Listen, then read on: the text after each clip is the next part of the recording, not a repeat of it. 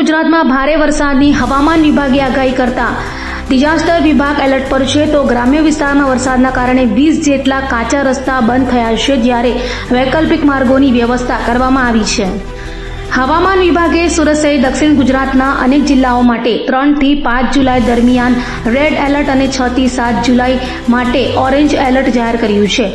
આગાહીને ધ્યાનમાં રાખીને સુરતનું ડિઝાસ્ટર મેનેજમેન્ટ વિભાગ સંપૂર્ણ એલર્ટ મોડમાં કાર્યરત બન્યું છે। શહેર અને જિલ્લામાં સતત વરસાદી ઝાપટા વચ્ચે ગ્રામ્ય વિસ્તારમાં અંદાજે 20 જેટલા કાચા રસ્તાઓ પર અવરજવર બંધ કરવી પડી છે। જો કે લોકોને મુશ્કેલી ન પડે તે માટે વૈકલ્પિક વાહન વ્યવહાર માર્ગોની વ્યવસ્થા કરવામાં આવી છે। તંત્ર દ્વારા નીચાણવાળા વિસ્તારો, નદી નાળાઓ અને પાણી ભરાતા સ્થળોથી દૂર રહેવા તેમજ ભારે વરસાદ દરમિયાન બિનજરૂરી મુસાફરી ટાળવાની અપીલ કરવામાં આવી છે।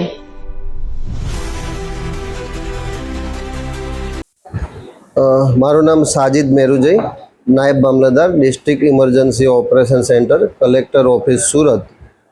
હાલમાં જે વરસાદની સ્થિતિ છે તેમાં ભારતીય હવામાન વિભાગ દ્વારા 1 જુલાઈથી લઈને 5 જુલાઈ સુધી ભારે વરસાદ અંગે રેડ એલર્ટ સુરત જિલ્લા માટે આપેલું છે।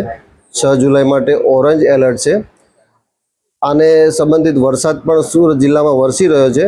આજે સવારેથી લઈને અત્યાર સુધીમાં 262 mm જેટલો વરસાદ અંબિકા તાલુકામાં વરસી રહ્યો છે। તેમજ અત્યાર સુધીનો સુરત જિલ્લાનો એવરેજ વરસાદ 258 mm થઈ ગયો છે।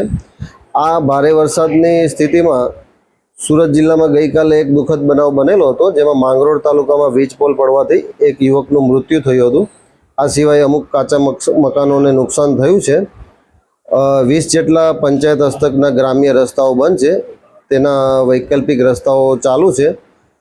પ્રજાજોગ સંદેશ એ છે કે વહીવટીતંત્ર દ્વારા જે કોઈ હવામાન વિષયક આગાહીઓ આપવામાં આવે તે જાણો, એને અનુસરો।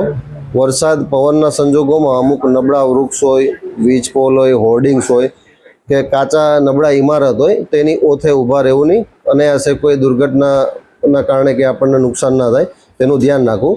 હાલમાં સુરત જિલ્લાના તમામ નદી અને ડેમો અને જળાશયો ભયજનક સ્થિતિથી નીચે છે।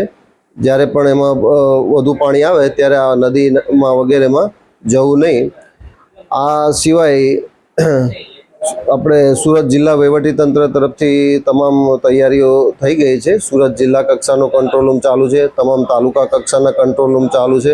અગત્યના જેટલા લાઇન ડિપાર્ટમેન્ટ છે, પોલીસ વિભાગ, વન વિભાગ, એમના તો રાબેતા મુજબ 24 કલાકના કંટ્રોલ રૂમ ચાલુ છે।